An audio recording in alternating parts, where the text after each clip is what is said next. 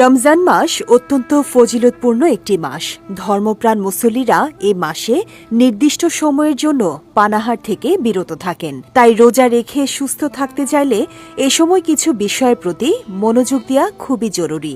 চলুন জেনে নেওয়া যাক রোজার সময় সুস্থ থাকতে করণীয় সম্পর্কে। অনেকেই সারাদিন রোজা রেখে ইফতারে ভাজা পোড়া খাবার খান।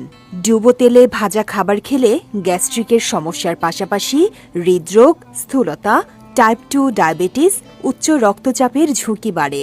তাই ইফতারে সহজপাচ্য ও কম তেল মশলাযুক্ত খাবার খাওয়া উচিত। রমজানে ডিহাইড্রেশন রোধ করতে ইফতারের পর থেকে সেহরি পর্যন্ত প্রচুর পানি পান করা উচিত। এছাড়া শরীরের হাইড্রেশনের মাত্রা বজায় রাখতে ডাবের পানি, লেবু পানি, মৌসুমি ফলের রসের সঙ্গে তোকমা দানা, চিয়া সিড, ইসবগুলের ভুসি, তিসি মিশিয়ে খেতে পারেন। রমজান মাসে বেশি করে স্বাস্থ্যকর খাবার খাওয়ার অভ্যাস করতে হবে।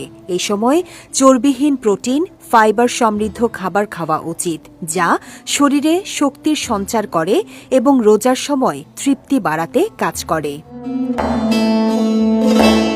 রোজার মাসে যেহেতু লম্বা সময় না খেয়ে থাকতে হয়, তাই শরীরে শক্তি ধরে রাখতে এ সময় ব্যায়াম এড়িয়ে চলাই ভালো। চাইলে হালকা পাতলা ব্যায়াম করা যেতে পারে, যেগুলোতে শরীর ক্লান্ত হবে না। তবে রক্ত সঞ্চালন বাড়াতে, মেজাজ ভালো রাখতে হালকা থেকে মাঝারি ব্যায়াম করতে পারেন। সারাদিন যেন শরীরে শক্তি থাকে এবং হাইড্রেশনের মাত্রা থাকে, তাই সেহরিতে পুষ্টিকর এবং তরলযুক্ত খাবার খাওয়া উচিত।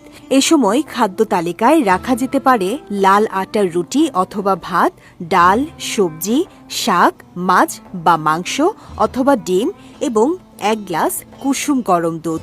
চাইলে দুধ দিয়ে লাল চিরা বা ওটসও খেতে পারেন।